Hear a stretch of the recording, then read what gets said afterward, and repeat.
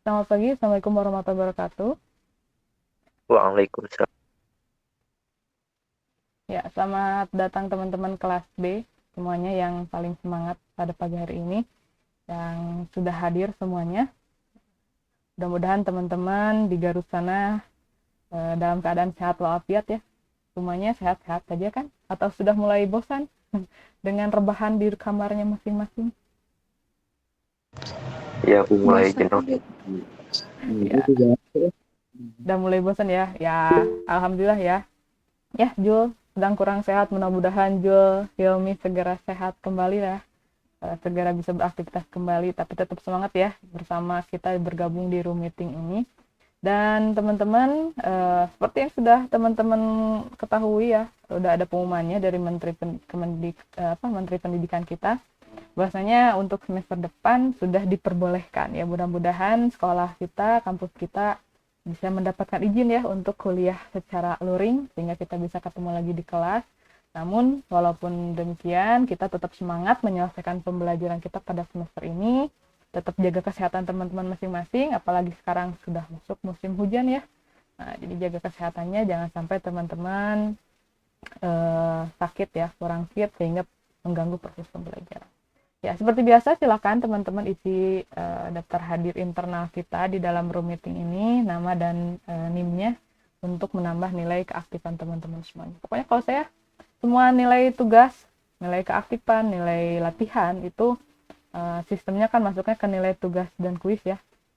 Nanti itu akan diakumulasikan semuanya dari kelas A sampai kelas C. Nah, itu nanti penilaian akumulasi nilai UTS UAS itu diambil dari nilai yang paling besar. Jadi kalau dari 3 kelas ini ada yang nilai kuis, tugas, keaktifan, latihannya full, nah berarti nanti setiap akumulasi nilai-nilai mahasiswa itu akan diperkan pada orang yang paling aktif tersebut, paling rajin dan paling bisa mengerjakan tugas. Jadi nanti teman-teman silakan tugasnya dikerjakan dengan benar ya. Terlambat atau tidak masalah, yang penting adalah benar. Benar-benar dikerjakan, bukan asal mengumpulkan. Ya, itu teman-teman mungkin masih ingat materi kita yang kemarin, mungkin teman-teman yang sedang mengerjakan tugas kemarin, masih ingat materi kita kemarin itu apa? Atau sudah mulai lupa? Ayo saya tanya. Masih lupa. Masih lupa. Oke, Jul, Fazi. Ya, Fazi, betul ya. Minggu kemarin kita membahas tentang logika Fazi. Logika Fazi itu logika yang samar, di mana kebiasaan kita itu selalu menjelaskan sesuatu itu tidak secara detail. Seperti, apakah teman-teman sekarang sedang sehat? Ya, lumayanlah sehat gitu kan. Apakah teman-teman masih semangat belajarnya? Ya, lumayan pula, lumayan semangat tapi sedikit sudah tidak bersemangat. Nah, itu kan kita kadang-kadang lebih menjelaskan sesuatu menggunakan bahasa, menggunakan kata-kata yang sifatnya kualitatif, yang mungkin eh, secara langsung itu tidak bisa dikomputasi, harus melalui proses. Nah, makanya muncullah teori-teori ketidakpastian. Sebelumnya kita mengenal teori ketidakpastian menggunakan eh, teknik probabilitas. Nah, kemarin kita menggunakan logika Fuzzy. Jadi di sana kita harus menentukan dulu crib setnya ya, atau aturan secara tegasnya. Jadi sebelum kita memulai itu, kita mengidentifikasi dulu inputnya, variabelnya, variabel input atau parameter atau atributnya. Contohnya kemarin yang waktu tugas itu kan teman-teman dibuatkan tugas ya, atributnya ada persediaan, ada permintaan, kemudian atribut outputnya adalah produksi. Nah, kebetulan sama-sama ya, pagi setnya itu 3 ya, tinggi, banyak atau tinggi ya, tinggi, sedang, dan rendah kalau nggak salah. Nah, sehingga di sana teman-teman nanti setelah punya pagi setnya, tinggi, sedang, dan rendah, dibuatkan kripsnya atau patokan angkanya, definisinya, berapa angka-angkanya. Kemarin memang rata-rata banyak yang konsultasi ke saya itu gara-gara si menentukan kripsetnya tersebut, karena menentukan definisi range-nya, terus antara yang sedang itu berapa, yang tinggi itu berapa, rendah itu berapa, kan rata-rata banyak yang bingung. Nah, memang karena saya sengaja untuk simulasinya nilai kripsnya tidak ditentukan dari soal, karena memang itu kalau ditentukan dari soal, maka kita akan punya satu varian jawaban. Nah, saya sengaja tidak didefinisikan di soal, tapi didefinisikan oleh masing-masing kelompok. Nah, sehingga di sini teman-teman nanti bisa membuat berbagai macam definisi. Jadi tinggi, sedang, rendahnya itu tergantung dari pendefinisian teman-temannya masing-masing. Nah, di dalam ke dunia nyatanya atau di lapangannya, teman-teman bisa mencari definisi dari krips tersebut itu ya, dari berapa sih tinggi itu, berapa sedang tuh, berapa rendah itu ya, kita cari tahu dari data yang ada di lapangan, ataupun kita bisa cari informasi dari orang-orang yang memang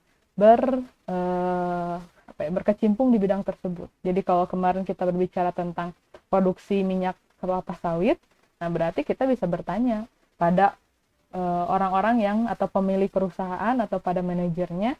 Nah, yang dikatakan dengan persediaan rendah itu range-nya berapa, yang berada di sedang itu berapa, yang tinggi itu berapa. Ya, memang pasti mereka akan memberikan sesuatu yang cukup samar. Nah, di sanalah kita memang menggunakan Fuzzy. Memang kadang-kadang ada yang mendefinisikan secara jelas ya, sehingga pada saat kita bikin kurvanya itu tidak ada irisan antara satu set dengan set Fuzzy yang lain. Tapi kalaupun seandainya pada pendefinisian terdapat irisan, ya itu tidak masalah, silakan aja dibuatkan kurvanya. Kurvanya tidak harus seragam trapesium, dua-duanya, tiga-tiganya, bisa kombinasi seperti contoh tugas yang saya kasihkan sama teman-teman, itu kan dalam satu variabel itu kurvanya itu kan bisa dibuat dua jenis, ada yang trapesium, ada yang segitiga. Itu tergantung dari nanti bagaimana pendefinisian yang dilakukan oleh si pakar sama si knowledge base-nya atau knowledge engineer-nya kitanya. Jadi kalau kemarin karena tidak ada pakar, otomatis semuanya dihandle oleh si knowledge base-nya. Setelah itu kita tinggal menentukan fungsi keanggotaan menggunakan kurva. Terus setelah itu teman-teman tinggal bikin proses Fuzzification, membuat menjadi bentuk fuzzy. Setelah dapat fuzzy set inputnya, dibuat proses inferensinya, bisa menggunakan apa kemarin tuh teman-teman, ada yang tekniknya Madani ya, terus ada yang tekniknya apa teman-teman, ada yang masih ingat?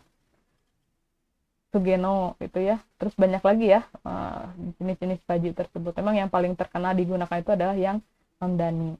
Nah, terus setelah kita melakukan proses inferensi, di sana dibutuhkan rule, ada aturan. Aturannya, kemarin kan sudah disediakan aturannya. Nah, aturan itu biasanya kita dapatkan dari si pakar, ya, dari informasi yang kita dapatkan di lingkungan kerja tersebut atau di lingkungan sistem tersebut. Kemudian, pada saat kita selesai melakukan inferensi, kita dapatkan fuzzy outputnya, kemudian kita lakukan defuzzification. Kebanyakan memang orang-orang menggunakan metode centroid method ya, yang kemarin saya contohkan, tapi juga ada juga metode-metode yang lainnya. Nah, itu jadi nanti teman-teman bisa menggunakan teknik fuzzy ini untuk project teman-teman ya, tinggal teman-teman pelajari, cari-cari kemungkinan yang bisa dibuatkan project fuzzy-nya apa. Nah, sehingga nanti pada saat project kita sekitar 2 mingguan lagi ya project itu nanti teman-teman sudah siap. Ya, hitung-hitung latihan skripsi. Oke. Dari kemarin masalah fuzzy ada yang ditanyakan setelah teman-teman melakukan eksplorasi mandiri? Setelah melakukan latihan mandiri ada yang ditanyakan? Atau sudah cukup? Atau sudah penasaran dengan materi kita hari ini? Ya. Oke, kalau teman-teman diam berarti saya anggap iya ya. Oke, walaupun kemarin memang ada yang sudah banyak bertanya ya. Kalau kelas ini kemarin Diki ada yang bertanya langsung ke saya. Mudah-mudahan teman-teman bisa share ya. Diki bisa share informasi buat teman-teman yang lainnya. Oke, saya share dulu untuk materi kita hari ini. Hari ini kita akan melanjutkan konsep yang baru ya teman-teman. Di sini kita akan membahas tentang konsep mengenai konsep yang namanya konsep learning. Jadi kita akan membahas mengenai konsep learning. Jadi kalau kemarin kita sudah membahas yang namanya konsep searching, konsep reasoning. Nah, searching itu kan bagaimana caranya kita mencari bagaimana caranya kita bisa mendapatkan jalur ya yang tercepat untuk bisa kita masuk ke dalam proses atau mempelajari suatu masalah, kemudian mencari solusinya dengan teknik pencarian. Nah, kemarin kita bisa menggunakan teknik apa namanya teman-teman? Ada A plus ya, ada teknik greedy dan lain sebagainya. Kemudian kemarin juga kita sudah membahas tentang teknik reasoning yang cukup banyak dibahas sama kita ya, teknik reasoning tersebut. Teknik reasoning itu bagaimana caranya kita melakukan penalaran dari rules yang ada, kita lakukan proses penalaran sehingga kita bisa mendapatkan satu hasil ya dari kumpulan data yang kita miliki.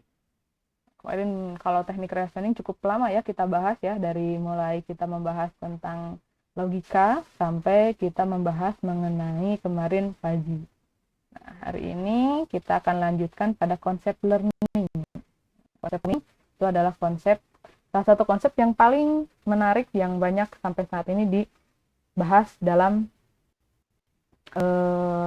artificial intelligence. Ini materi kita yang kemarin. Hari ini kita bahas tentang konsep learning pada AI. Nah, saat ini teman-teman pasti mengetahui kalau yang namanya konsep learning itu paling banyak dibicarakan saat ini. Di antara fokus AI yang lain, konsep learning itu memang cukup hangat dibicarakan saat ini. Banyak sekali seminar-seminar, konferensi-konferensi membahas tentang konsep learning. Yang salah satu tema yang paling terkenal itu adalah tentang machine learning. Nah, machine learning itu memang salah satu dari konsep learning yang ada ya. Terus di sana banyak sekali teknik-teknik learningnya.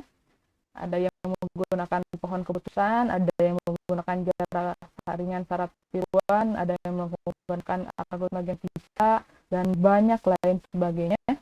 Nah, kemudian hari ini untuk perkuliahan kita, saya akan mengambil 3 konsep learning. Hari ini kita akan membahas tentang pohon keputusan, minggu depan tentang jaringan syarat tiruan, dan selanjutnya terakhir sebelum kita masuk project, kita akan membahas tentang algoritma genetika. Konsep learning itu muncul pada saat kita di sini, tiap kita membangun sistem cerdas, pasti kita menemukan yang namanya aturan atau rule. Mulai dari konsep searching, konsep reasoning, sampai sekarang pun konsep learning itu kita berbicara tentang masalah rule atau aturan. Setiap kita memiliki satu inputan berdasarkan dari fakta yang terjadi di lingkungan sekitar, nah, si agen itu pasti kan akan melakukan suatu action, dia akan berpikir itu menggunakan suatu aturan, satu rule yang disimpan dalam yang namanya knowledge base atau dalam basis pengetahuan.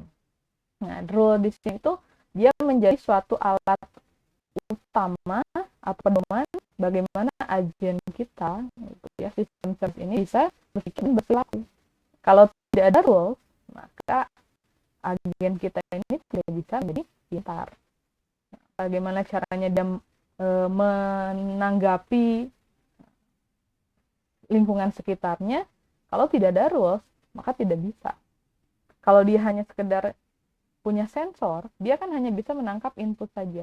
Tapi kalau sekarang inputnya sudah didapatkan, apa yang akan dia lakukan terhadap input tersebut? Nah, kan kalau tidak ada rules, tidak bisa dilakukan. Walaupun sudah ada sensor, walaupun sudah ada output yang mungkin dia bisa lakukan, bergerakkah ataupun mungkin memilih atau apapun gitu kan. Tapi kalau tidak ada rules, itu tidak bisa dikerjakan. Nah, pada saat kemarin kita berbicara tentang sistem pakar, di sini rules itu selalu kita definisikan sebagai informasi yang kita dapat dari pengetahuan pakar manusia atau di human expert.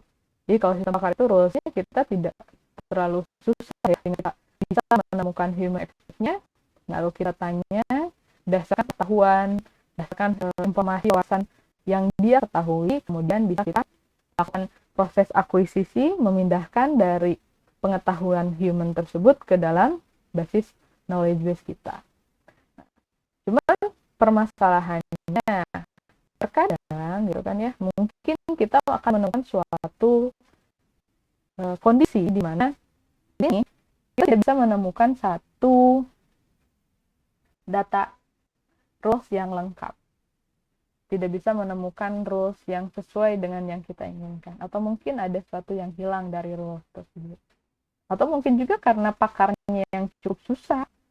Akhirnya kita tidak bisa menemukan fakta yang atau rules yang lengkap. Ataupun mungkin juga karena datanya fluktuatif, sering berubah, mungkin saja kita harus selalu membaca dari fakta-fakta yang ada, dari kejadian-kejadian yang baru untuk bisa mendapatkan rules. Nah, sehingga memang dengan adanya keadaan di mana kita tidak bisa mendapatkan ataupun mendefinisikan aturan dengan benar dan lengkap, karena ada ketidaklengkapan informasi atau data, muncullah yang namanya konsep learning, konsep untuk belajar. Kita merespon pada fakta-fakta yang ada di lingkungan, kita mengumpulkan data-datanya. Seperti kalau teman-teman kalau teman-teman sehat, contohnya bangun pagi-pagi gitu kan ya, udah mandi, pasti belajarnya semangat. Jadi kita kumpulkan, kalau sekarang bagaimana kalau seandainya teman-teman bangunnya kesiangan, bagaimana kalau teman-teman sedang sakit, bagaimana kalau teman-teman seandainya belum mandi, apakah semangat atau tidak belajarnya. Nah, jadi dengan adanya learning ini, kita mengumpulkan data yang diketahui sebelumnya, lalu kita bisa menggali aturan dari data-data tersebut sampai kita bisa menemukan yang namanya satu garis yang namanya rule atau aturan, satu pola yang menjadi pola umum yang memang dilakukan atau menjadi satu yang baku, yang satu yang umum, sehingga bisa kita adopsi aturan fakta tersebut menjadi suatu aturan. Makanya kalau zaman dulu waktu saya belajar kuliah itu namanya teman-teman, namanya itu terkenal dengan adanya data mining data. Jadi kalau orang-orang data mining itu semuanya berbicara tentang masalah data. Data itu apa yang adanya dari setiap proses transaksi, proses kegiatan-kegiatan dari setiap kegiatan-kegiatan yang ada itu semuanya ke data-data tersebut itu dikumpulkan. Makanya biasanya kalau kita akan melakukan data mining selalu berhubungan dengan yang namanya data warehouse. Data warehouse itu data yang cukup banyak. Kenapa harus datanya cukup banyak atau sangat banyak?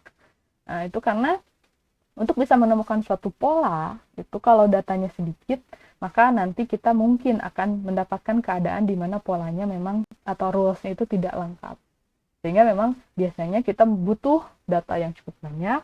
Nah, dalam warehouse-nya kita ambil datanya yang cukup banyak tersebut, kemudian nanti kita bisa lakukan proses mining dari data tersebut. Mining itu artinya ya seperti kita menggali lah gitu ya, kita mendapatkan apa dari hasil penggalian kita. Mungkin sesuatu yang tidak diketahui sebelumnya. Nah, sehingga memang dari zaman dulu data mining ini cukup populer ya, cukup diminati oleh berbagai macam orang. Termasuk saya juga. Waktu saya studi S2, tesis saya itu mengenai data mining, tentang klasifikasi. Nah, tapi sekarang tidak hanya data mining ya, tapi sudah berpindah ke dalam bentuk text mining, image mining, dan semuanya sekarang di mining. Sampai sekarang memang konsep dari sekedar data mining itu sudah berubah menjadi suatu konsep machine learning, konsep yang dimana mesin dibuat belajar, kemudian sekarang bermunculanlah konsep yang sifatnya deep learning, yang lebih sekedar dari membuat suatu aturan secara membuat program untuk suatu aturan tertentu.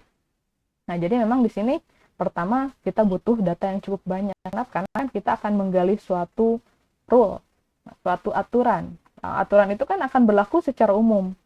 Nah, sehingga memang di sini kita butuh data yang cukup banyak. Makanya kalau kita berbicara tentang mining data, pasti kita akan berbicara tentang data yang cukup banyak. Nanti datanya akan kita bagi-bagi menjadi data training dan data testing. Nah, data training inilah yang harus cukup mumpuni, cukup bagus, cukup banyak, cukup lengkap, sehingga nanti dari data training ini kita bisa dapatkan polanya kita adopsi jadi rules, lalu kita bisa melakukan suatu kegiatan, apakah itu klasifikasi, terus apakah melakukan prediksi, asosiasi dari rules-rules tersebut. Nah, contoh di sini teman-teman. Kalau kita lihat di sini kita punya satu tabel rules ya, tabel aturan. Nah, pada saat satu proses penerimaan pegawai di sini ada tiga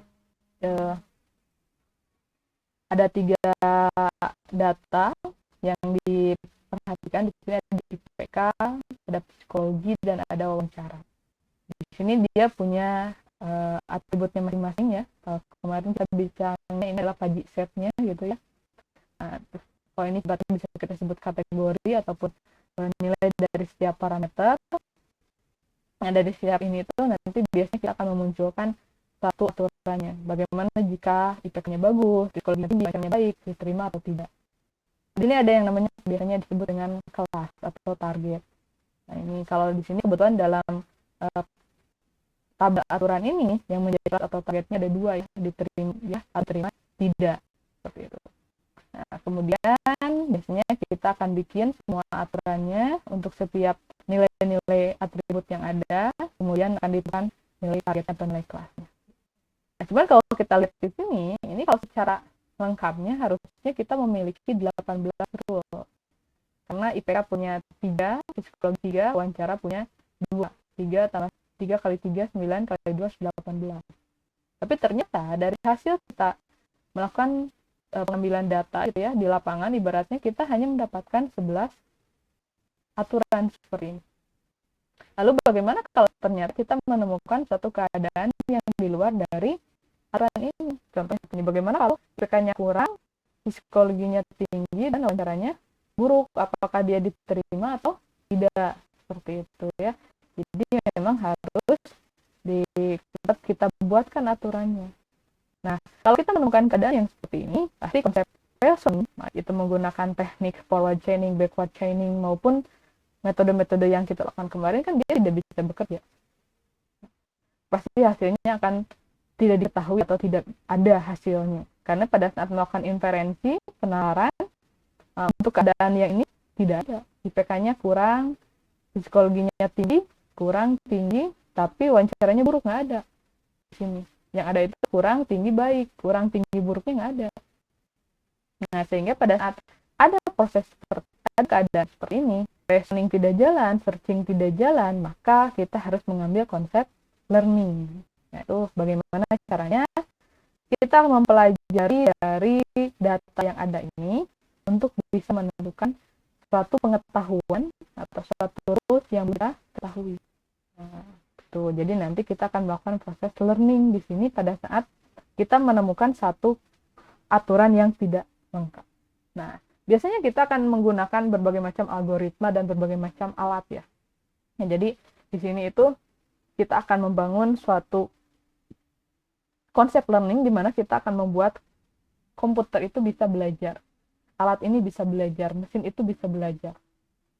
Jadi kita akan membuat berupa suatu program. Biasanya program ini dia akan membaca data-data baru sebagai data pengalaman atau trainingnya. Jadi nanti data itu dimasukkan di training, dibaca satu persatu, ditelusuri, kemudian nanti kita akan dapatkan polanya. Dari polanya kita akan adopsi dia menjadi rules, kemudian nanti rules inilah yang membuat agen kita itu menjadi lebih cerdas dengan performance yang lebih bagus atau lebih meningkat lagi. Itu. Jadi kalau seandainya awalnya kita hanya mengetahui dari aturan yang kita dapatkan dari pakar atau dari data yang ada di lapangan, nah, pada saat terjadi ketidaklengkapan data, nah, kita bisa membuat komputer ini untuk melakukan learning, sehingga dia bisa mempelajari dari data-data yang ada untuk bisa mengetahui aturan yang belum diketahui sebelumnya. Nah, kalau teman-teman mau belajar lebih jauh lagi, itu tentang konsep machine learning itu sudah disediakan oleh yang namanya Google di sini ya. Di Google itu sudah menyediakan satu teachable mesin, jadi ada mesin yang bisa teman-teman ajari untuk bisa berbagai macam melakukan pengenalan pet atau melakukan pengenalan wajah, melakukan segala macam itu di satu websitenya itu namanya teachable machine with google.com. Itu nanti teman-teman silakan aja kalau teman-teman mau coba di sana. teman-teman bisa melakukan proses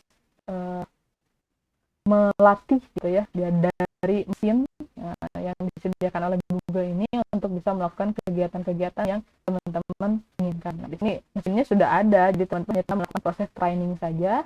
Kemudian nanti kalau trainingnya sudah jalan, kita bisa melakukan testing. Nah, contohnya kalau melakukan image recognition ya, contohnya untuk membedakan mana yang anjing, mana yang bukan anjing. Biasanya kita akan melakukan proses penginputan data, baik itu foto ataupun video tentang objek yang ingin kita recognize, yang ingin kita kenali. Kalau yang ingin kita kenali itu berupa objeknya anjing ini, berarti kita kumpulkan video ataupun foto anjing, lalu kita masukkan ke mesin ini, sehingga mesin ini nanti akan pelajari. Nah, dari mulai foto yang anjingnya diem, foto yang wajahnya kelihatan, yang fotonya sebelah, yang segala macam kegiatannya, nanti sampai pada saat dia sudah membaca tersebut, kita bisa lakukan testing. Nah, kita bisa lakukan satu testing di mana kita kasih foto yang anjing yang sama, yang foto anjing yang berbeda, dan foto selain dari objek anjing itu sendiri. Sehingga nanti kita bisa melihat apakah mesin kita ini sudah bisa melakukan recognize atau belum pada si objek yang kita inginkan. Nah, semakin lama proses training biasanya akan lebih meningkatkan tingkat pengenalan dari mesin ini. Teman-teman boleh lah, silakan kalau mau coba, lakukan uji coba pada teachable mesin dari Google ini. Tuh, nanti teman-teman tidak perlu coding, tidak perlu keahlian apapun, teman-teman silakan menggunakan fasilitas ini untuk mencoba mempelajari seperti apa sih konsep dari machine learning itu. Nah, dalam artificial intelligence itu, kita kan di sini bagaimana caranya suatu program itu bisa melakukan berbagai macam proses searching, reasoning, bertindak, beradaptasi terhadap kegiatan yang ada di lingkungannya. Seolah-olah dia bekerja layaknya manusia, walaupun memang belum 100% seperti manusia. Nah, dalam tahap bagian dari artificial intelligence itu terdapat machine learning, di mana di sini dia memang fokus pada algoritma untuk bisa membuat mesin itu terprogram untuk mengenali suatu tertentu atau bisa melakukan suatu tertentu. Biasanya konsepnya banyak sih, ada konsep yang sifatnya untuk melakukan clustering, klasifikasi, prediksi, asosiasi, ataupun hanya sekedar untuk melakukan deskripsi. Nah, cuman memang kesininya dari machine learning ini mulai muncul yang namanya deep learning, yang memang saat ini hot-hotnya terus dikenali atau dipelajari oleh orang-orang, yaitu berupa deep learning, yang dimana bagian dari machine learning yang memang di sini dia menggunakan yang namanya multi-layer neural network atau berkonsep dari jaringan saraf tiruan. Nah, jadi di sini kita tidak bekerja pada satu algoritma untuk melakukan pengenalan saja, tapi di sini sudah lebih dalam lagi, sudah menggunakan sifatnya ledger, sehingga dia bisa bekerja lebih lebih bagus lagi ya, aktivitas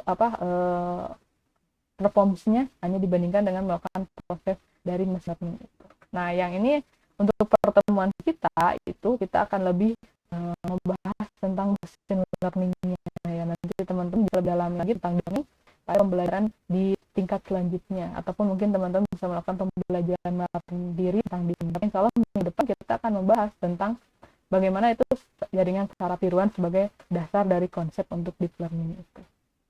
Nah, konsep learning itu sendiri teman-teman ada 3 jenis ya. Ada yang sifatnya unsupervised learning, ada yang sifatnya supervised learning, dan ada yang sifatnya reinforcement learning.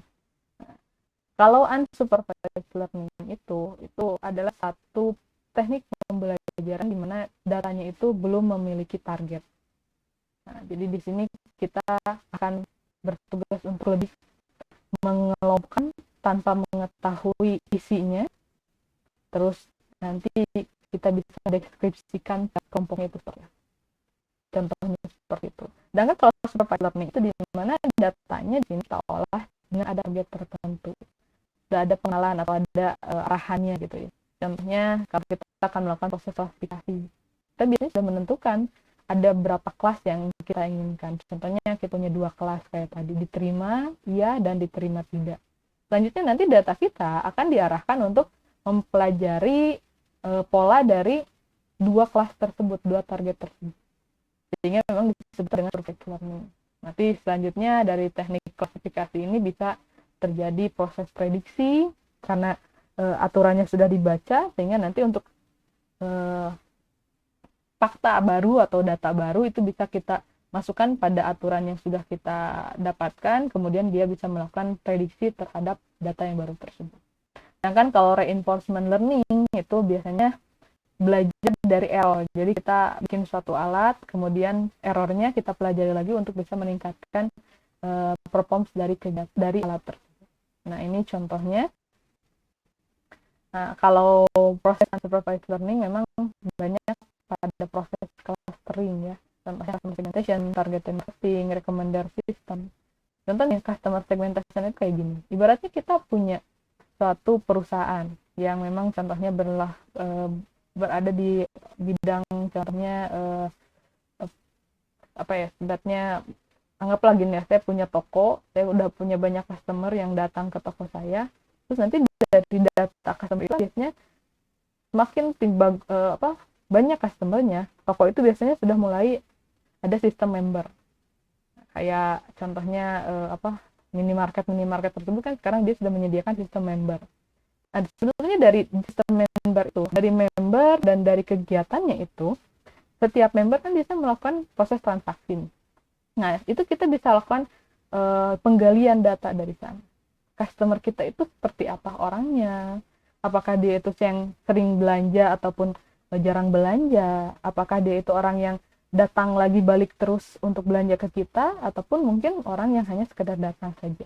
Nah, dengan kita mempunyai data yang cukup banyak, kita belum mengetahui target kita itu apa dari data tersebut, kita bisa melakukan proses clustering di sini.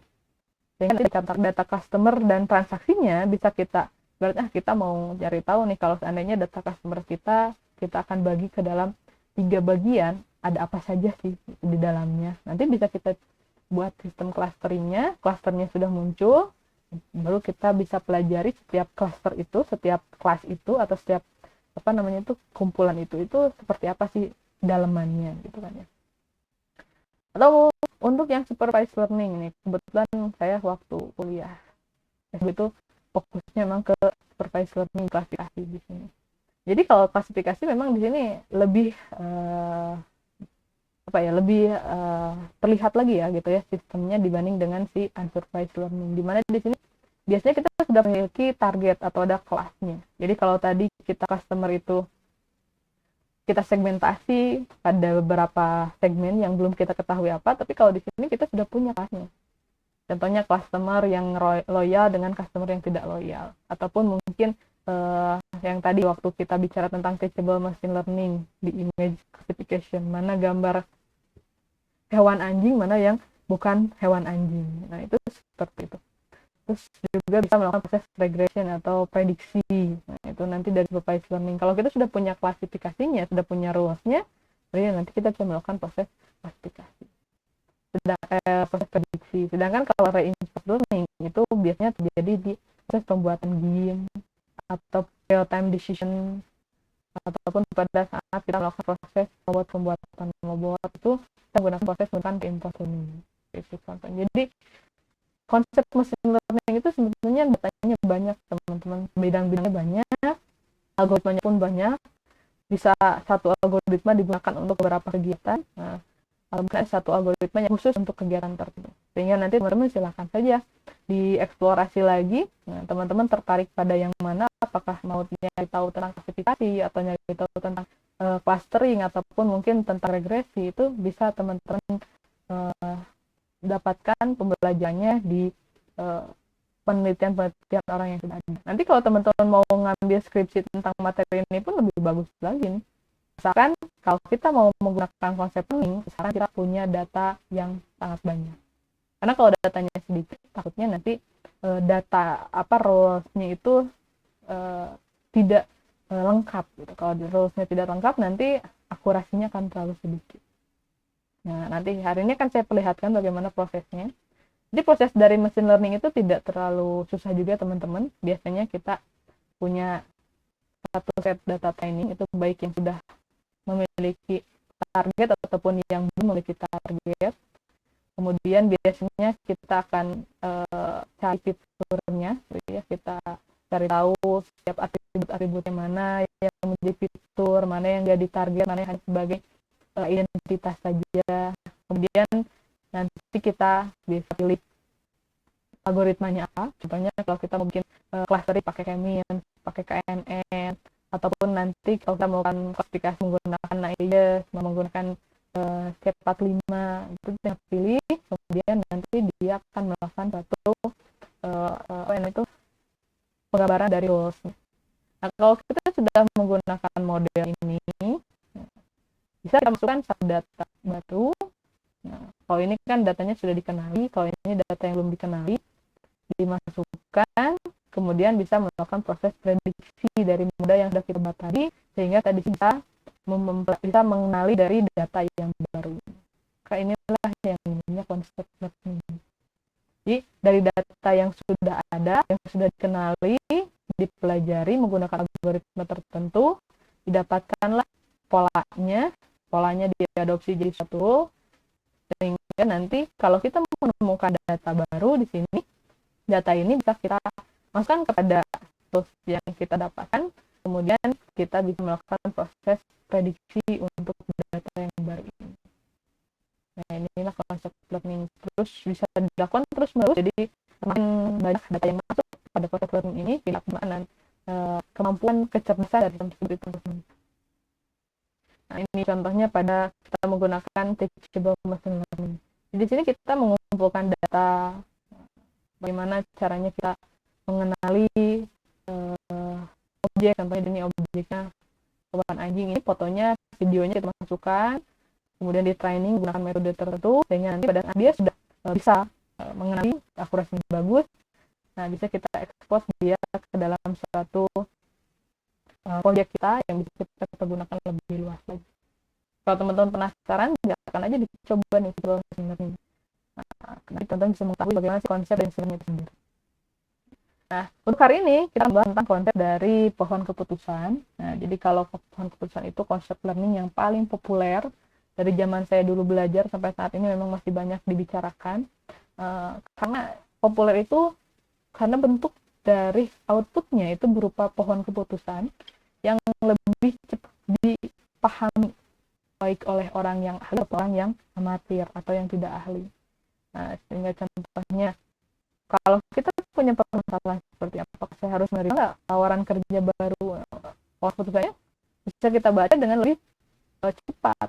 Contohnya ini apakah gajinya itu kurang dari $50 gitu kan, kalau kurang kalau minimalnya $50 gitu kan ya, kalau tidak jangan diambil, tapi kalau memang minimalnya $50 coba ambil. Atau bagaimana selanjutnya, apakah jaraknya itu contohnya lebih dari 1 jam, kalau iya terlalu jauh ibaratnya udah tolak, tapi kalau kurang dari 1 jam dia ada penawaran kopi gratis atau ada kopi breaknya, kalau iya bagaimana, kalau tidak bagaimana. Jadi konsep dari pohon keputusan ini memang cukup digemari oleh berbagai macam orang, khususnya orang-orang yang di bidang praktisi atau di bidang industri. Pengguna dari hasil rules ini itu karena lebih mudah untuk dibaca. Contohnya dengan pohon-pohon seperti ini kan, iya dan tidak, itu lebih gampang dibacanya, lebih gampang dipahami dari proses learning tersebut dibandingkan memang dengan konsep-konsep yang lain. Tapi memang banyak sekali kekurangannya ya dari pembelajaran pohon keputusan ini. Bagaimana caranya kita bisa mendapatkan pohon keputusan yang memang lengkap, yang memang benar, itu memang membutuhkan waktu yang cukup lama. Nah, memang kalau untuk berbagai macam masalah yang lebih kompleks, pohon keputusan memang bisa mencapai satu batasan gitu ya. Kalau dia pada keputusan yang sifatnya biner itu sangat optimal sekali gitu ya. Contohnya kayak ini, tidak, terima, tidak gitu kan ya.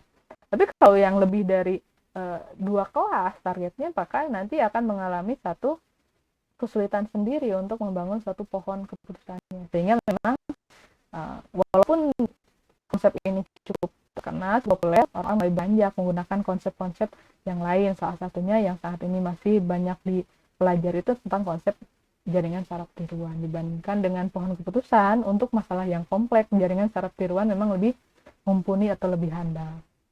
Nah, jadi di sini dia populer, banyak digunakan secara aktif yang sudah saya jelaskan tadi.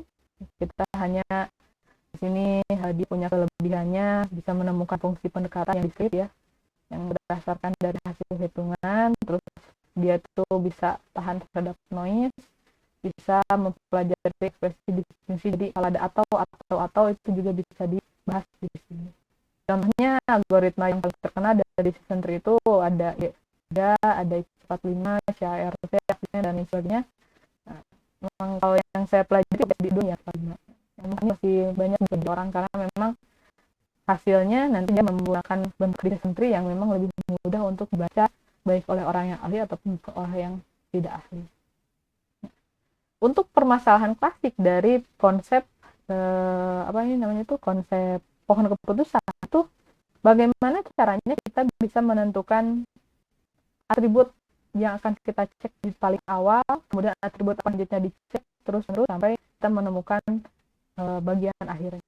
Cuman pertanyaannya nih, yang paling atas ini kita menggunakan atribut yang mana untuk kita bisa membangun suatu pohon keputusan.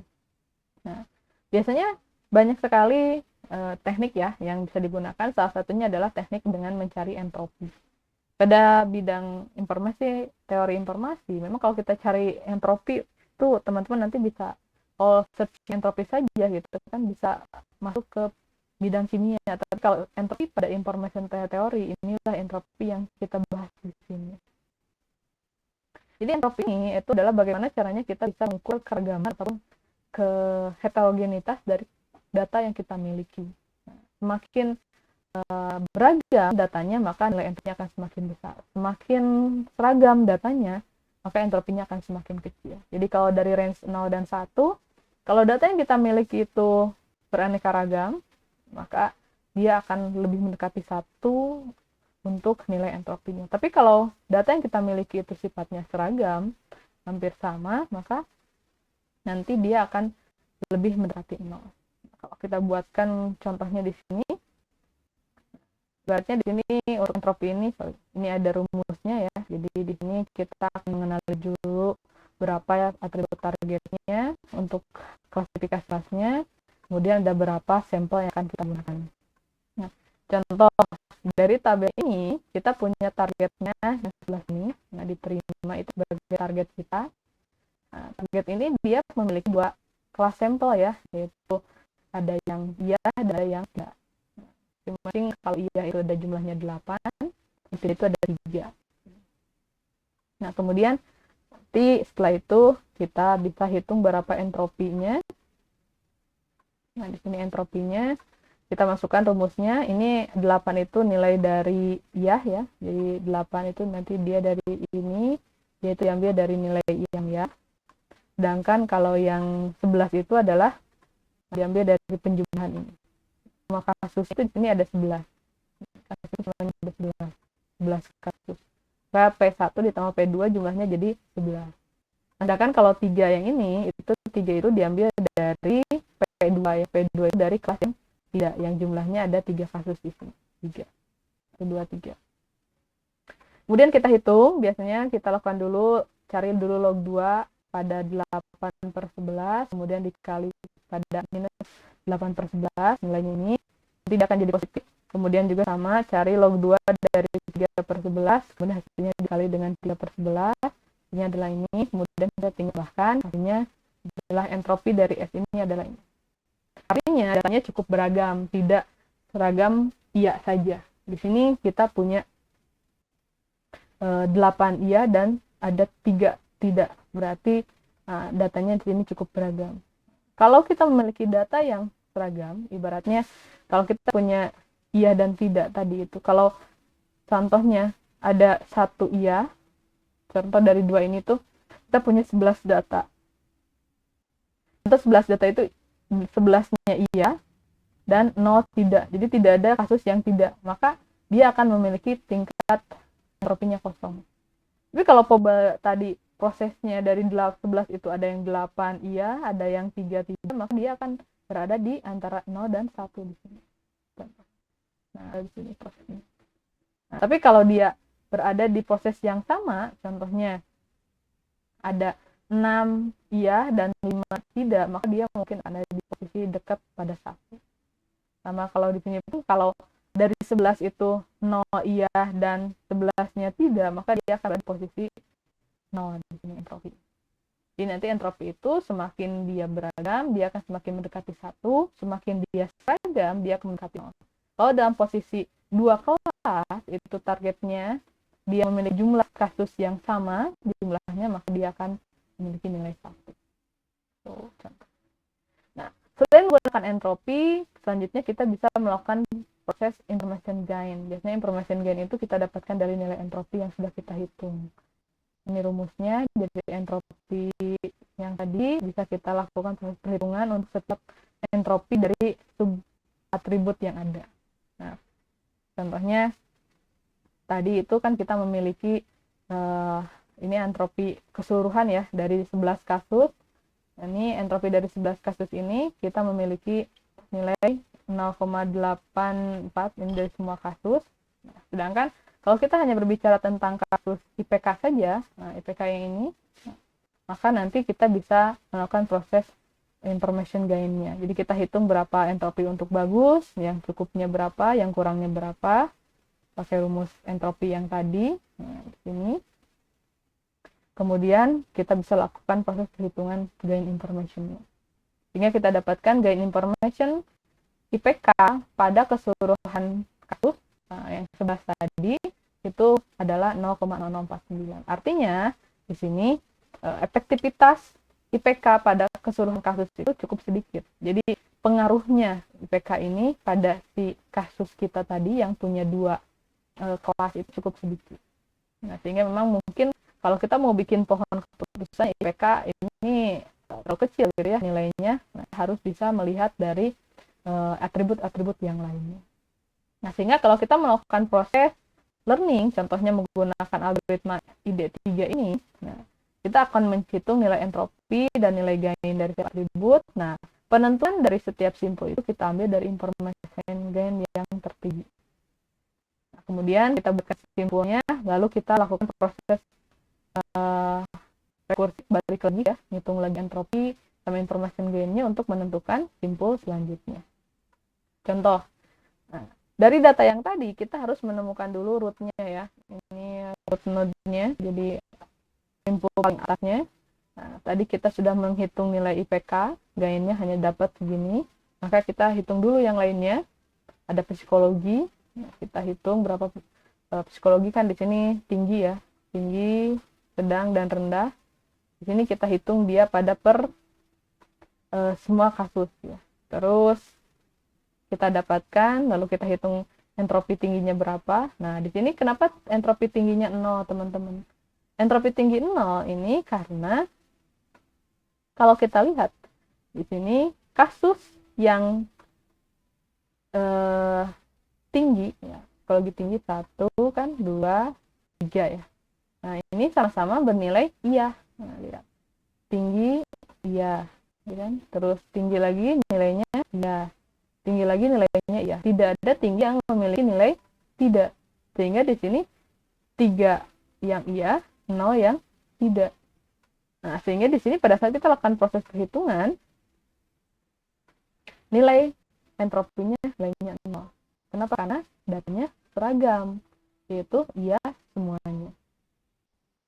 Dan kalau yang ini, pada 5 data entropi psikologi sedang, itu ada 4 yang iya, ada 1 yang tidak. Sehingga dia punya nilai entropi yang lebih besar dibandingkan dengan tim. Terus kalau yang ini dia punya 3 data, 1 iya dan 2 tidak, maka dia punya nilai entropi yang seperti ini.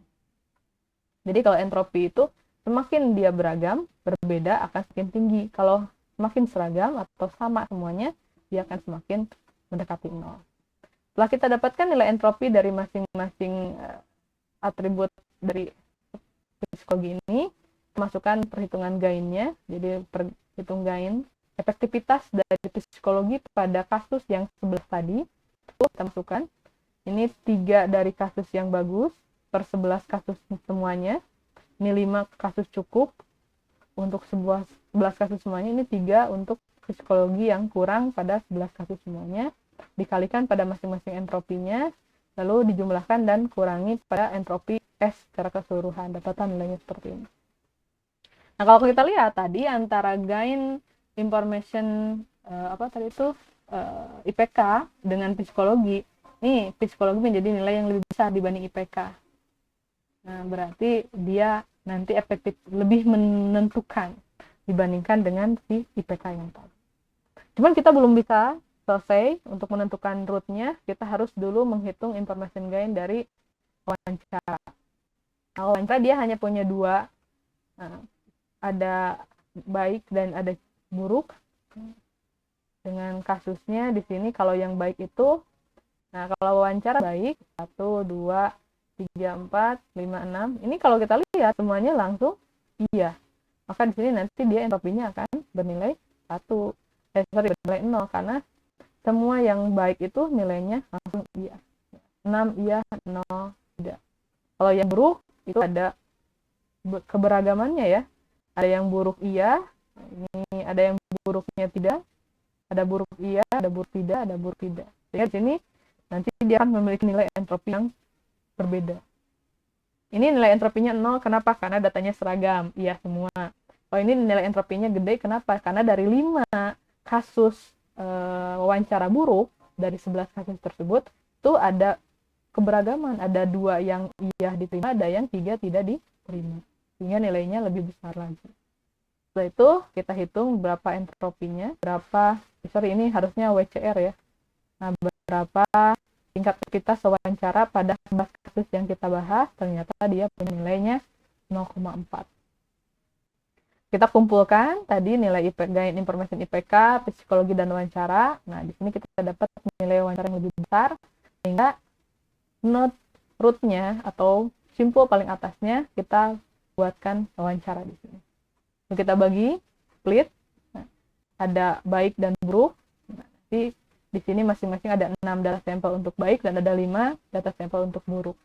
Selanjutnya tinggal kita lihat apakah nanti kita akan menempatkan atribut yang lain di sini ataukah sudah langsung menemukan keputusan. Nah, kalau kita lihat di sini pada 6 sampel data baik, itu 6-nya adalah iya diterima. Nah, tadi kan wawancara yang baik itu semuanya diterima, sehingga kita bisa langsung membuatkan, maksudnya kalau wawancaranya baik itu pasti iya diterima. Nah, sedangkan kalau yang buruk tadi kan dia punya berbagai macam data ya, ada 2 kasus yang diterima ya, ada yang 3 kasus yang diterima. Sehingga di sini kita harus mengumpulkan dulu nilai atribut gain information dari psikologi dan wawancara per ini. Jadi sekarang kita tidak per 11 data ya, tapi per 5 data untuk bisa menentukan apakah di sini itu kita akan mendapatkan atribut PS psikologi atau atribut wawancara, ataupun kita langsung mendapatkan hasilnya. Kita buatkan dulu nih. Yang sekarang information gain-nya berbeda dengan yang tadi. Kalau yang tadi ini pada semua kasus, tapi sekarang kita hanya berbicara pada kasus yang wawancara buruk untuk setiap IPK yang ada. Jadi di sini kita tidak membahas wawancara yang baik ya. Nah, di sini kita bahas wawancara yang buruk saja. Karena yang baik tadi sudah kita dapatkan datanya. Nah, dari 5 kasus data yang buruk ini, nah kita tadi dapat bahwasanya wawancara buruk itu entropinya 0,97. Nah, kita dapat dari proses yang pertama tadi. Dapatkan di sana. Kemudian di sini sama masih terdiri dari 2 kelas, iya dan tidak. Nah, sekarang kita akan berbicara IPK bagus, cukup dan kurang pada 5 kasus ini. Nah, IPK bagus, cukup dan kurang pada 5 kasus wawancara buruk. Kita dapatkan di sini. Kalau bagus itu ada 2 nilai, cukup 2 nilai, 2 kasus, dan kurang 1 kasus. Nah, kalau 1 kasus kurang, dia akan memiliki entropi 0. Nah, sedangkan pada bagus dan cukup, karena masing-masing memiliki data jumlah yang sama, dia memiliki entropi pool. Kenapa entropi pool? Karena 2 kasus ini dia memiliki jenis yang berbeda. setelah kita dapatkan, kita hitung. Nah, ini maaf ya, ini harusnya gainnya bukan pada S ya, tapi si S-nya itu adalah si. Nah, S-nya di sini itu ini adalah wawancara yang buruk ya, teman-teman. Wawancara yang buruk. Jadi kita berbicara wawancara buruk yang hanya terdiri dari 5 kasus. Masukkan masing-masing jumlah kasusnya dan nilai entropinya, kita dapatkan nilainya untuk gain efektivitas IPK pada kasus wawancara buruk itu adalah 0,17.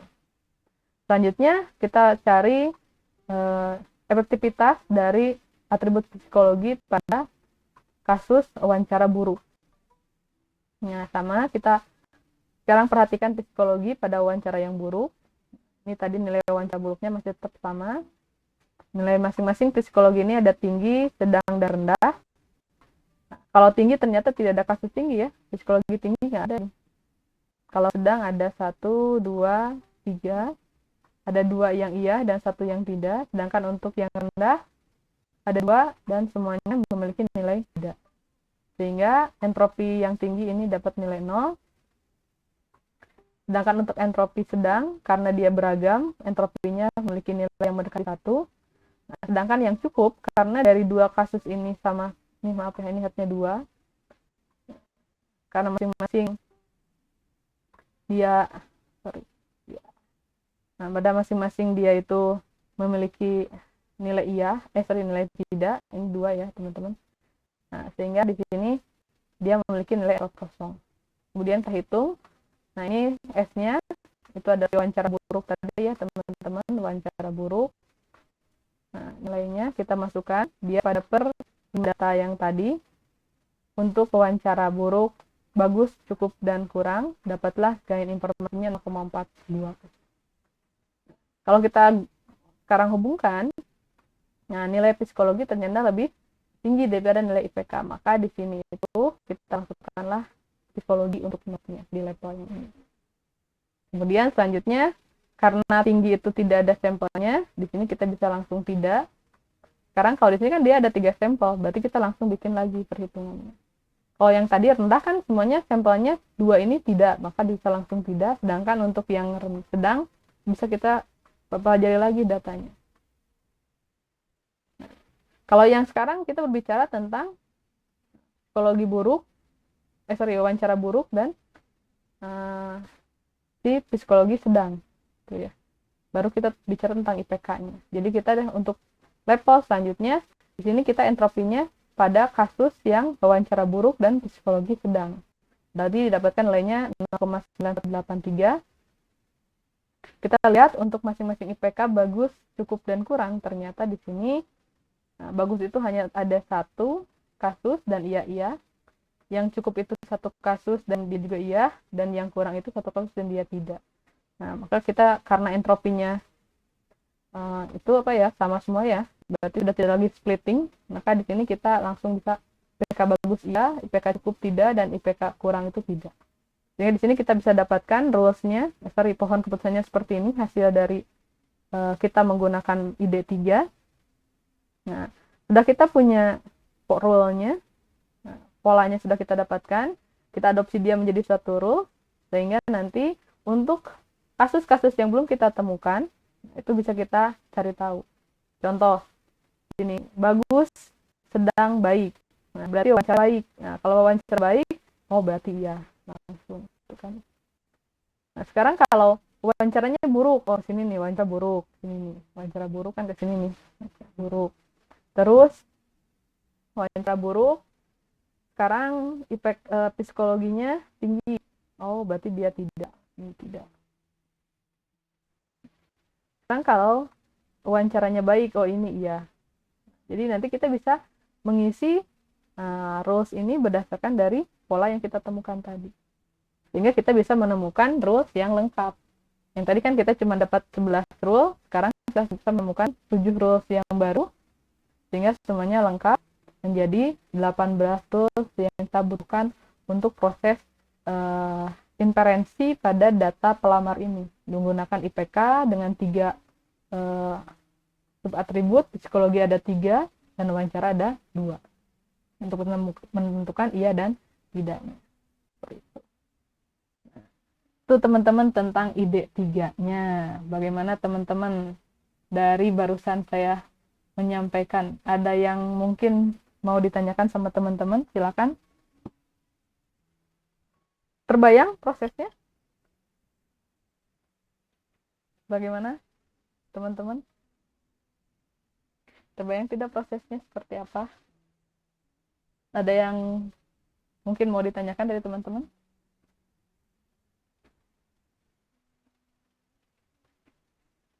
Jadi di sini itu kan kita akan kalau di season 3 itu kita fokusnya pada menentukan simpul-simpul itu ya teman-teman. Jadi kita menemukan simpul mana yang atribut mana yang cocok untuk dijadikan simpul.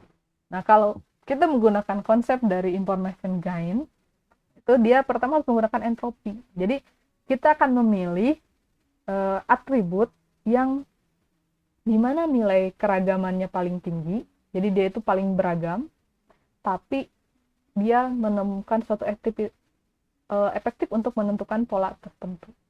Beragam tapi tersusun gitu ya. Jadi pada konsep tadi kita memiliki wawancara itu ada wawancara yang bagus gitu kan, sedang dan kurang gitu kan wawancaranya, atau nilai wawancara yang tinggi, sedang dan kurang. Nah, dari kenapa kita memilih wawancara yang paling atas ya? Karena dia pertama kita lihat dari setiap bagus tinggi, sedang dan rendahnya wawancara tersebut itu dia punya nilai entropi yang beragam. Kemudian pada saat kita entropi tersebut, keberagaman itu kita hubungkan pada kelas target kita, ternyata dia sudah membentuk satu pola. Ada satu efektivitas. Artinya kalau bagus bagaimana, kalau tinggi bagaimana itu sudah terlihat.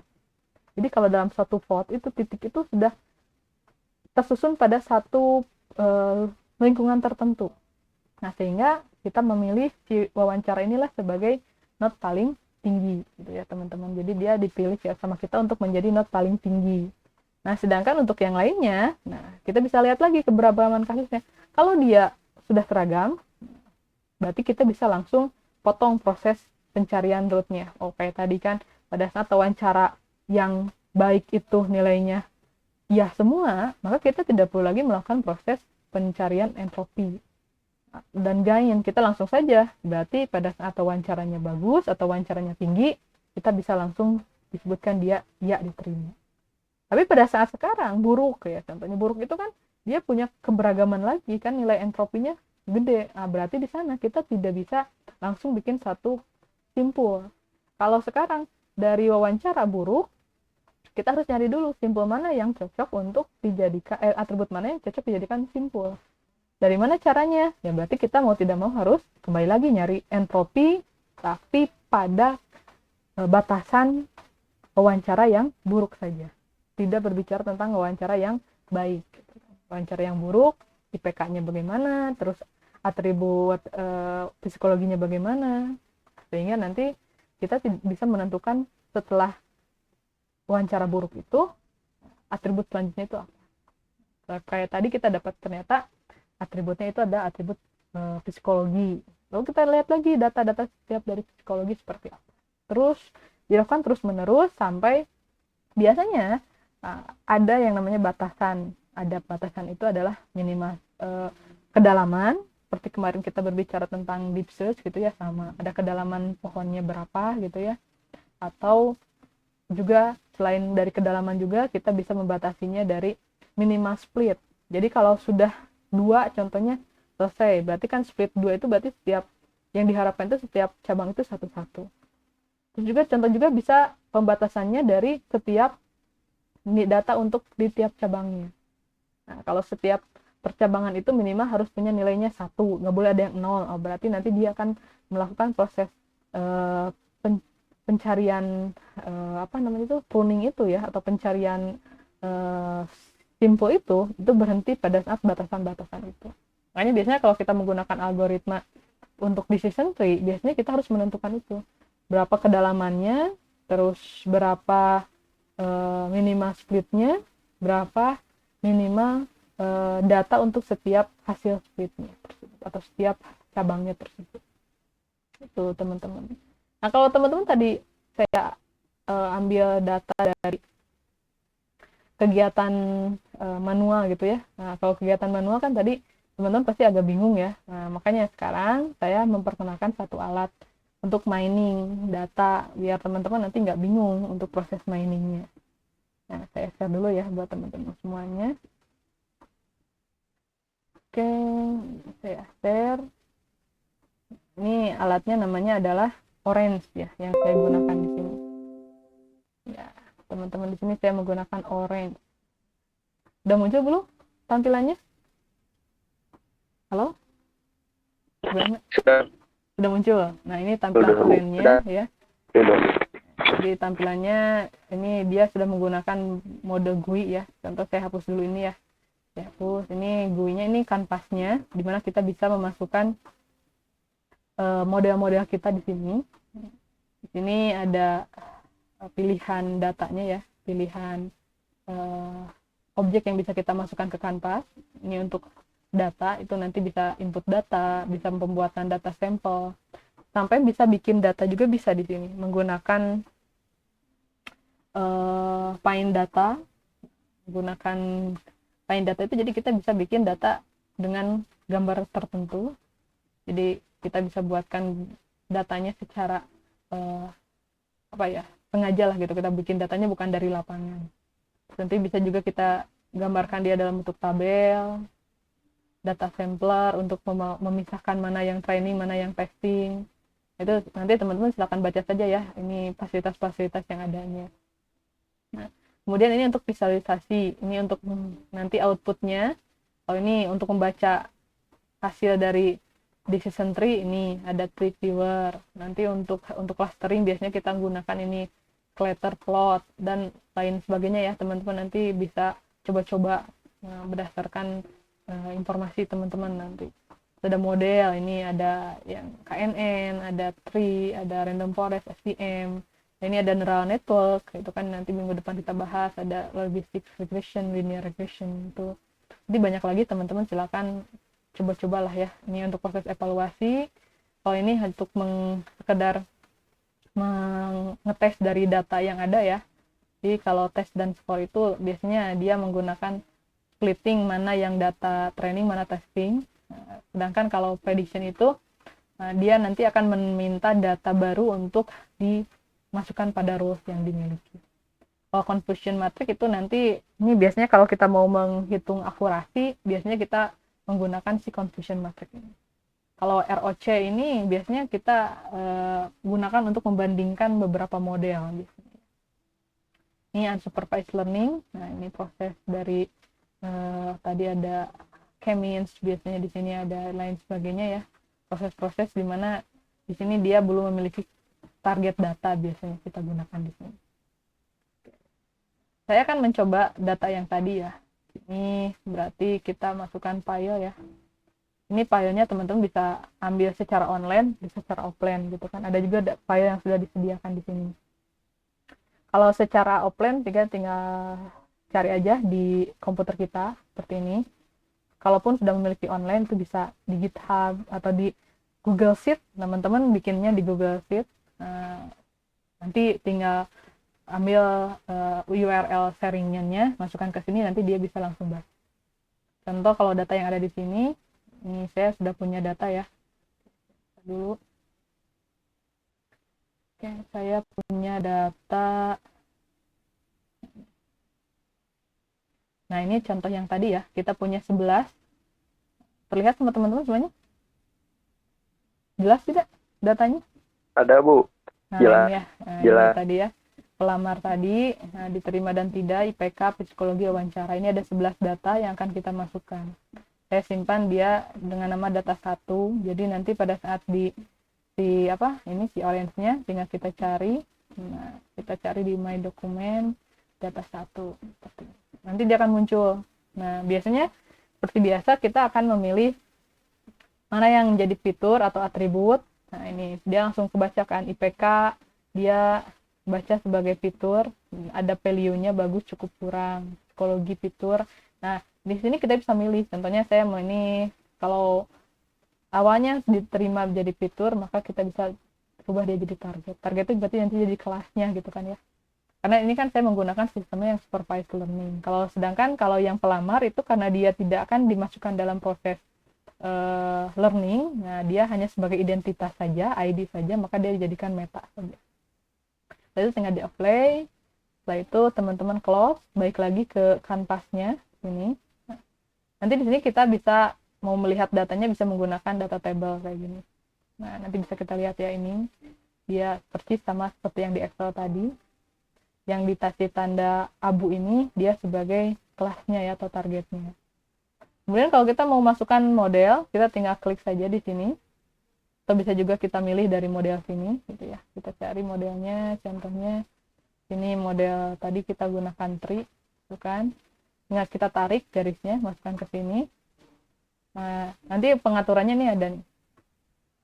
Berapa kedalamannya gitu kan ya. Terus jangan split jika datanya kurang dari 2 gitu kan.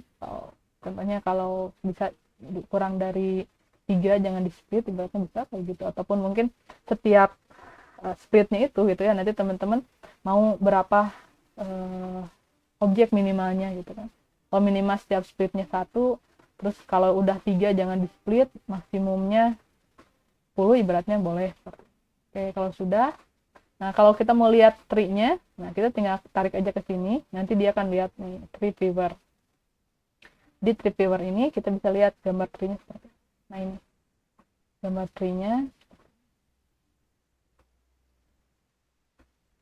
Nah, perbedaan dengan kita lakukan tadi secara manual itu adalah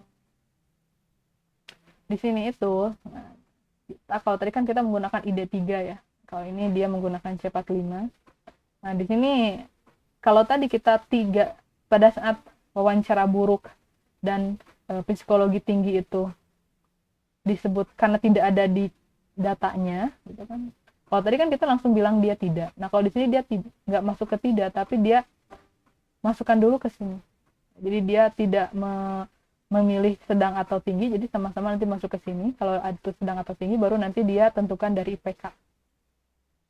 Jadi kalaupun iya itu tidak sekaligus dia langsung iya gitu, tapi dia lihat dulu IPK-nya. Nanti kalau IPK-nya bagus atau cukup, maka dia iya. Tapi kalau IPK-nya kurang, maka dia tidak. Itu perbedaan dari proses yang tadi. Kita lihat seperti ini teman-teman. Teman-teman bisa lihat-lihatlah data-datanya dengan coba-coba saja. Nah, terus bagaimana kalau kita mau lihat akurasinya gitu kan ya. Kalau mau lihat akurasinya, teman-teman tinggal bikin data tes dan skor seperti ini. Nanti kita bisa lihat, masukkan datanya di sini. Jadi model dan datanya kita masukkan. Nah, nanti kita bisa lihat. Ini akurasinya dengan menggunakan random sampling, itu akurasinya 0,70. Ini akurasi itu sini ya teman-teman. Jadi kalau kita coba menggunakan cross validation itu. Nah, kalau kita menggunakan cross validation dengan 10 data set, itu dia hanya mendapatkan 0,5. Jadi kayaknya dia kalau bagus menggunakan ini saja, random sampling dengan training setnya 70% dari data yang ada. Nah, itu. Kalau kita mau lihat menguji lagi, contoh bisa menggunakan confusion matrix. Nah, di sini confusion matrix, di sini berarti ini bisa kita lihat data yang harusnya diprediksi diterima iya, itu dia diprediksi iya, ada yang ternyata tidak itu 6, yang iya itu ternyata ada 24. Ini nilainya 24 per semua kasus yang ada. Tuh, teman-teman bisa nanti baca-baca lagi confusion matrix itu seperti apa. Nah, kalau seandainya kita mau melakukan proses prediksi, kalau prediksi itu berarti dari sini, kita dari sini menggunakan prediction. Nah, cuman di sini kita butuh data baru. Berarti kalau ada data baru, kita masukkan file baru. Contohnya di sini saya punya data yang baru itu, datanya adalah data 2. Nah, di sini adalah 7 rules yang belum ada tadi. Kan tadi harusnya ada 18 rule ya.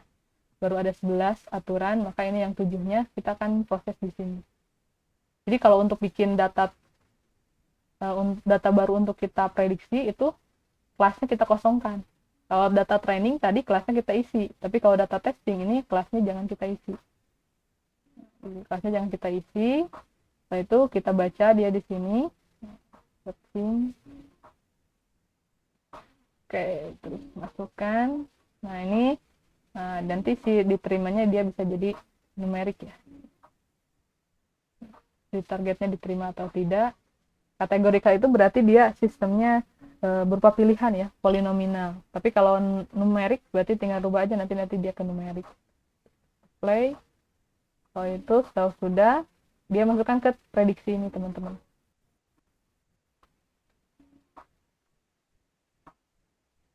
Nah, maka di sini nanti dia akan lihat iya dan tidak. Nah, kenapa di sini ada tanda cross? Kenapa dia menyatakan kemungkinan ada valid, tidak valid gitu ya? Karena memang tadi rules yang kita masukkan di sini kan dia tidak lengkap. Nah, memang di sini maka nanti dia pada saat ada data yang baru dan tidak ada dari peta ini sebelumnya, nanti dia akan bicara seperti itu. Nanti bisa kita lihat, memang perbedaannya hanya yang dari tadi itu, dari pada saat kalau kita manual itu tadi psikologi tinggi itu langsung ke iya ya. Kalau yang di sini psikologi tinggi itu dia masuk dulu prediksi. Ini tuh kenapa? Karena ada data yang tidak mungkin akan tidak cocok gitu ya contohnya.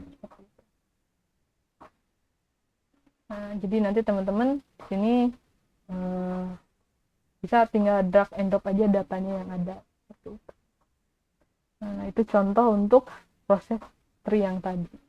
Kalau sudah nanti bisa kita save untuk menyimpan workflow kita ini gitu ya. Jadi kita nanti nggak usah lagi drag and drop, tinggal loading, ini udah muncul. Kalau mau menggunakan data yang lain juga sama, bisa kita contohnya hapus ini, hapus. Nah, kalau kita menggunakan data online, teman-teman bisa nih. Kebetulan saya tadi udah searching. Nah, di sini di GitHub itu ada data untuk permainan golf ya gitu. Jadi dari bagaimana caranya orang menentukan dia bermain golf atau tidak berdasarkan cuaca ya, temperatur, terus humidity dan adanya berangin atau tidak gitu kan. Jadi data ini kalau ada di GitHub, ya kita ambil data raw-nya. Nah, sehingga nanti CSV-nya bisa kita ambil URL-nya. Nah, di sini nanti kita nggak perlu disimpan, tinggal masuk aja ke URL, klik URL, masukkan alamatnya, tinggal di reload. Nah, ini muncul. Nah, ini muncul, kebaca kan sesuai dengan yang ada di sini. Tadi outlook, temperatur, humidity, semuanya sesuai dengan yang ada di sini. Walaupun datanya online gitu ya. Nanti tinggal kita pilih mau kita masukkan modelnya apa. Contohnya kalau kita menggunakan tadi tree, itu kalau kita mau lihat pohon tree-nya tinggal kita masuk tree viewer. Jadi kalau outlook-nya sunny atau rainy itu dia ke humidity. Tapi kalau outlook-nya ini uppercase gitu kan, maka langsunglah main gitu ya. Kalau sunny atau rainy itu nanti dia cek dulu apakah humidity-nya high atau normal. Kalau high dia lihat dulu outlook-nya lagi apa sunny atau rainy lagi. Kalau dia humidity-nya normal dia lihat apakah berangin atau tidak. Jadi nanti pohon keputusannya nanti bisa muncul. Nah, itu nanti tinggal kita aja tree-nya di sini. Tadi mau berapa splitting-nya, berapa maksimum tree-nya. Karena kalau datanya banyak nanti dia akan sangat berpengaruh. Karena kalau data-data yang saya perlihatkan ini kan datanya cukup sedikit ya. Sehingga memang tidak terlihat pengaruh dari pengaturan splitting dari tree ini. Tapi kalau datanya banyak itu nanti akan ada pengaruhnya. Karena biasanya kita pembuatan tree itu tidak kita lakukan sekali, biasanya dilakukan berkali-kali untuk bisa mendapatkan apa? Untuk bisa mendapatkan nilai akurasi yang cukup tinggi. Contohnya. Nah, kalau ini kebetulan akurasinya mencapai 0,7. Tapi kalau kita gunakan cross validation, cross validation-nya kalau 5, makin kecil lagi. Berarti dia harus pakai sampel random tree biar akurasinya 0,6, lebih tinggi. Ya, nanti kita bisa mencoba berbagai macam teknik agar tujuannya ini mendapatkan akurasi yang tinggi gitu. Akurasi yang tinggi itu berarti prediksinya makin bagus gitu. Atau kita juga bisa cek dengan model yang lain. Teman-teman kalau mau nyoba model yang lain tinggal dipilih saja. Contoh, bagaimana sih kalau randomnya adalah sekarang pakai logistic regression gitu ya. Nanti tinggal kita masukkan aja datanya, kita lakukan, itu tinggal lihat. Nanti bandingkan, oh ternyata kalau menggunakan tree akurasinya 0,6, kalau menggunakan logistic regression 0,7, oh berarti kita bisa lebih bagus menggunakan si logistic regression untuk data ini. Oke. Bisa juga kita menggunakan teknik yang lain, teman-teman. Kalau mau nyoba lagi, coba kalau menggunakan naive Bayes. Nah, ini kan naive Bayes itu dari logika Bayes yang kemarin kita bicarakan. Nah, kita bisa lihat ternyata kalau menggunakan naive Bayes ini dia di bawah logistic regression akurasinya, tapi di atas decision tree. Nah, berarti nanti kalau kita melakukan proses komparasi, studi komparasi pada beberapa algoritma ini sudah selesai nih. Dengan kasus yang tadi, bermain golf atau tidak, dengan adanya 3 metode ini bisa kita lakukan proses komparasi. Tapi kalau seandainya kita mau melakukan suatu prediksi, tinggal kita pilih modelnya, mau melakukan prediksi yang mana. Contoh menggunakan tree prediction. Nah, berarti kalau prediksi kita butuh data baru, kita masukkan data barunya. Atau data barunya sudah saya siapkan di sini, dataset yang barunya.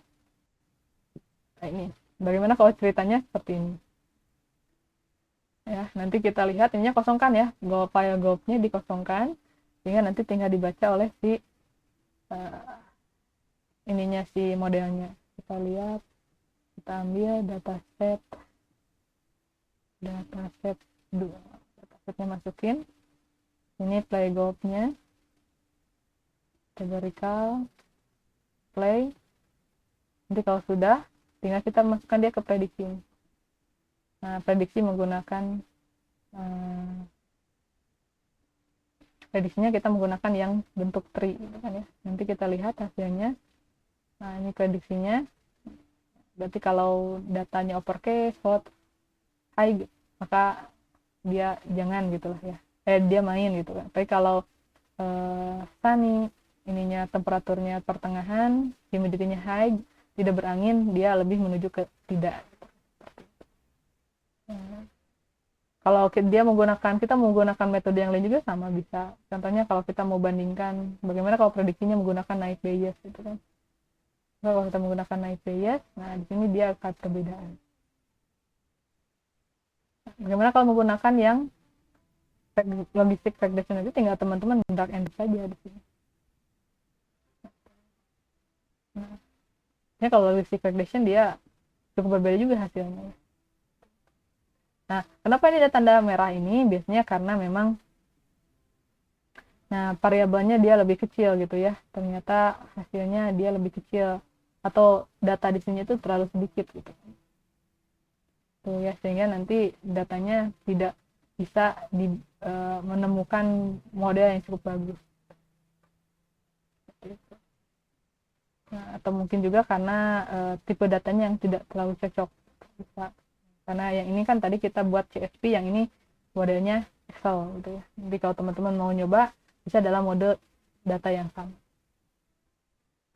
Ya, seperti itu teman-teman datanya. Jadi nanti teman-teman kalau mau nyari dataset di mana Bu datasetnya? Kalau mau nyoba-nyoba dataset mah banyak. Dataset itu teman-teman bisa searching di online itu ya. Banyak sekali dataset yang disediakan. Teman-teman nanti tinggal download saja. Nah, tinggal searching kan. Untuk kayak tadi saya searching golf dataset, tinggal cari nanti dia akan muncul. Nah, kalau yang udah di GitHub kayak gini, itu dia nggak usah di-download, tinggal diambil aja raw datanya kayak ini. Nah, nanti bisa kita langsung masukkan dia ke Orange. Jadi kalau kita teman-teman butuh contohnya COVID gitu ya, COVID 19,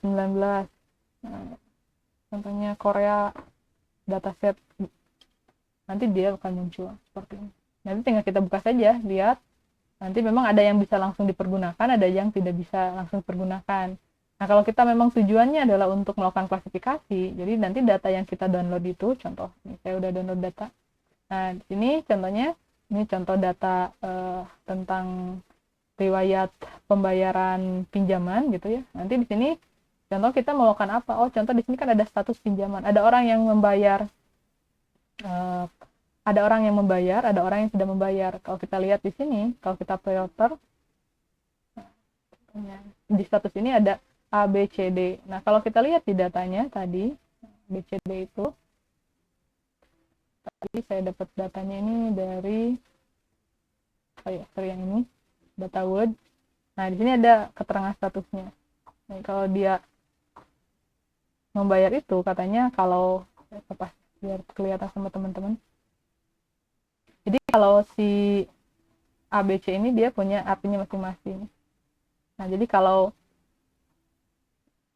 A itu dia membayar terus sampai kontraknya selesai. Kalau ini mah tidak ada masalah ya A mah. Kalau B mah dia kontraknya selesai tapi tidak beres pembayarannya. Kalau C itu kontraknya masih berjalan tapi oke. Kalau D itu kontraknya masih berjalan tapi dia memiliki tunggakan gitu ya. Seperti itu. Jadi kalau kita butuhnya yang dua saja, contohnya kontraknya selesai tapi berarti kontraknya selesai, berarti kita tinggal pilih yang A dan B saja. Yang udah selesai tapi kalau A mah tidak ada masalah, kalau B mah bermasalah, ibaratnya kayak gitu. Nanti kalau kita sudah punya ini, nanti teman-teman boleh merubah setiap data ini. Contohnya date itu tidak perlu kita ambil, contohnya tinggal loan ID aja, amount sama duration sama payment, ibaratnya kayak gitu. Jadi nanti pembayarannya berapa, durasinya berapa kali, pembayaran tiap tiap cicilannya berapa, ibaratnya kayak gitu, besar cicilannya. Nanti kita bisa lihat polanya seperti apa. Jadi dataset yang kita dapatkan dari internet itu bisa kita rubah sesuai dengan kebutuhan kita, teman-teman. Kalau kita butuhnya untuk klasifikasi, berarti harus ada target. Kalau kita butuhnya untuk clustering, berarti tidak perlu ada target. Kita masukkan aja datanya seadanya, nanti biar dibuatkan klasifikasinya sendiri. Seperti itu. Terus kalau kita contohnya nih, kalau untuk clustering itu saya hapus di sini ya. Saya hapus contohnya. Jadi kita contohnya buat kebanyakan. Contohnya kita buat data. Nah, kalau clustering itu bisa kita buat seperti ini. Nah, kita buat cluster, sini data sini sama data di sini, berarti ya, teman-teman. Terus selanjutnya nanti bisa kita bikin contoh menggunakan ini data tabelnya.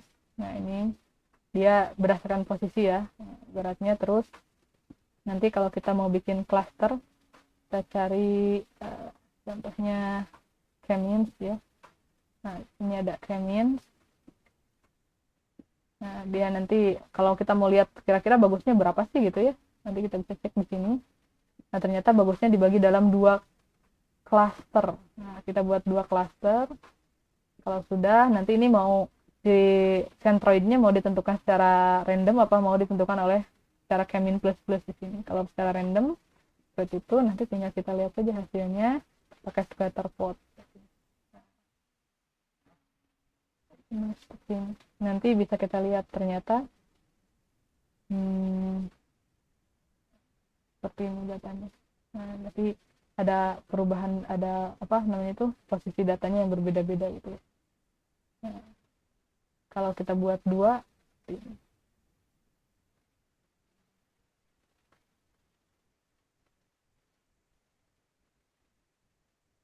Nah, seperti ini datanya. Ini klaster yang pertama, ini klaster yang kedua. Jadi teman-teman boleh coba-coba lagi aja gitu kan ya. Nah, ini kan hanya sebagai pengenalan saja dari saya. Jadi teman-teman bisa lihat, ini terdiri dari 2 klaster. Ada, kalau klaster pertama disimpan di sini, klaster kedua kita simpan posnya di sini. Jadi teman-teman tinggal saja pelajari aja lebih dalam lagi tentang bagaimana si namanya itu si data ini bisa kita mining gitu ya, dataset kita itu untuk bisa kita dapatkan polanya. Setelah kita dapatkan polanya, kita bisa adopsi dia menjadi rules yang kita butuhkan. Gitu, teman-teman ya. Dari proses yang barusan, nah, bagaimana teman-teman? Apakah ada yang ditanyakan buat teman-teman semuanya? Silakan, bagaimana? Cukup. Halo, ya? Bagaimana teman-teman? Ada yang tertarik untuk mencoba?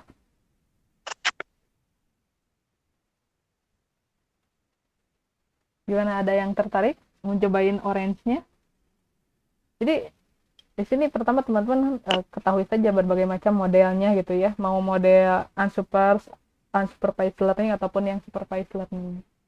Nanti kalau sudah itu tinggal nyari datasetnya, nyoba-nyoba aja gitu, di internet banyak datasetnya, tinggal rubah-rubah bentuknya. Ya, patokannya kalau supervised learning harus ada target, kalau unsupervised learning tidak perlu ada target. Nanti tinggal kita masukkan, baca filenya, tentukan modelnya, lalu nanti teman-teman tinggal pilih mau dibaca menggunakan view tree atau menggunakan skala scatter yang tadi ataupun menggunakan teknik-teknik yang lain. Nah, kalau di YouTube itu saya lihat banyak, malah dari kemarin saya mempelajari atau sebelum-sebelumnya saya mempelajari Oren ini, itu di YouTube itu banyak sekali video-videonya untuk tutorial penggunaan Oren. Ataupun mungkin teman-teman bisa menggunakan tool yang lain sih, karena selain Oren juga banyak sih yang lain, ada RapidMiner, ada WK dan lain sebagainya macamnya lah gitu ya, untuk aplikasi-aplikasi miningnya.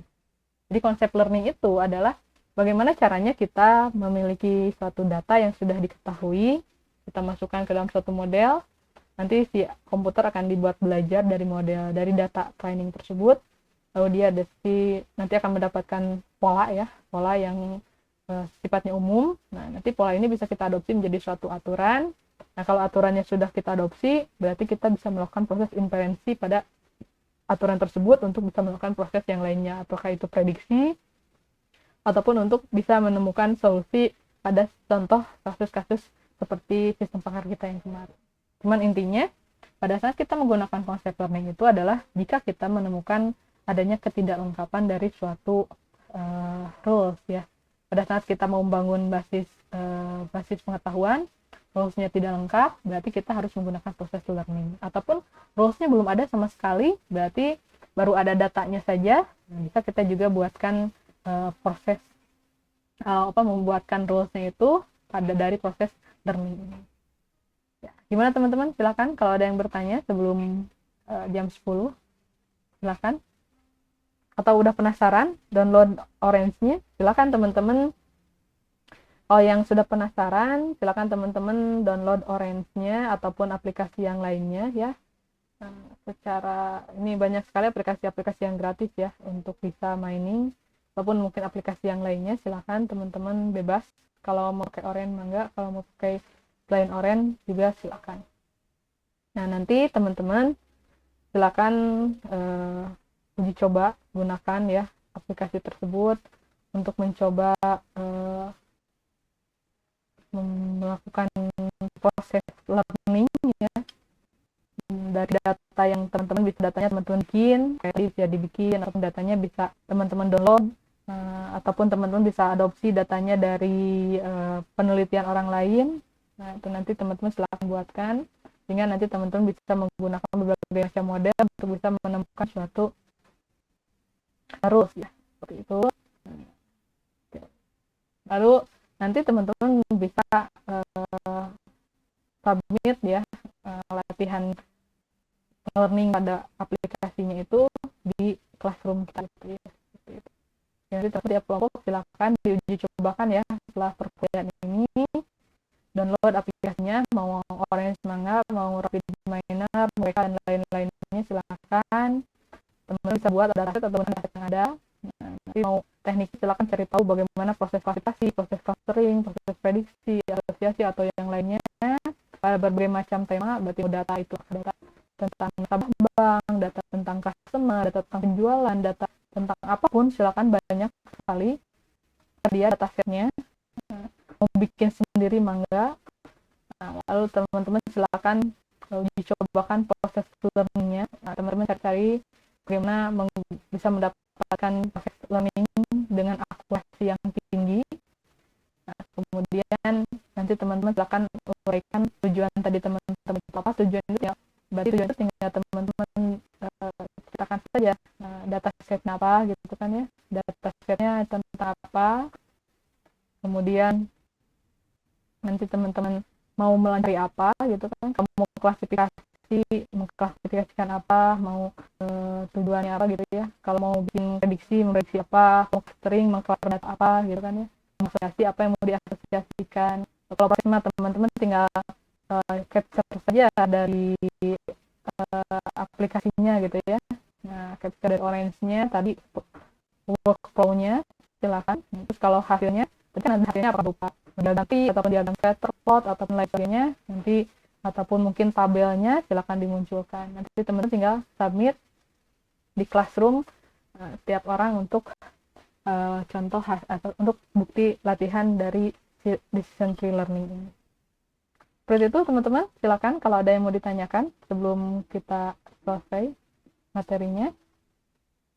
Tapi kalaupun seandainya teman-teman hari ini masih bingung ya, seperti apa, teman-teman silakan uji coba dulu aja. Karena kalau tidak dicoba, tidak akan bisa paham. Nanti teman-teman kalau ada masalah, silakan teman-teman bisa bertanya langsung sama saya. Kapanpun, dimanapun, insya Allah kalau saya lagi santai, pasti pas respon. Ya, seperti itu kelas B. Mangga. Kalau ada yang mau berkomentar, silakan. Sudah cukup, Bu. Sudah cukup, mau nyobain ya, silakan. Jadi nanti dicoba ya latihannya, nanti proses latihannya teman-teman submit di Classroom. Kalau tidak ada yang tanyakan, mungkin pertemuan kita hari ini kita cukupkan dulu sampai di sini ya teman-teman semuanya. Mudah-mudahan apa yang saya bahas bisa dipahami oleh teman-teman semuanya. Teman-teman silakan latihannya dikerjakan. Nanti kalau ada masalah secepatnya bisa hubungi saya. Nanti kita bisa diskusikan bersama-sama di grup ataupun langsung di WA ke saya langsung. Minggu depan kita akan membahas tentang jaringan saraf tiruan. Mungkin saya akan ngasih beberapa contoh kasus. Nah, tapi saya mungkin akan tetap menggunakan medianya Orange ini untuk bisa memperlihatkan bagaimana proses dari jaringan saraf tiruan ini. Ataupun mungkin aplikasi-aplikasi yang lain yang bisa membantu kita memahami konsep jaringan saraf tiruan.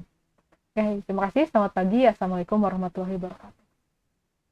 Waalaikumsalam. Waalaikumsalam warahmatullahi wabarakatuh.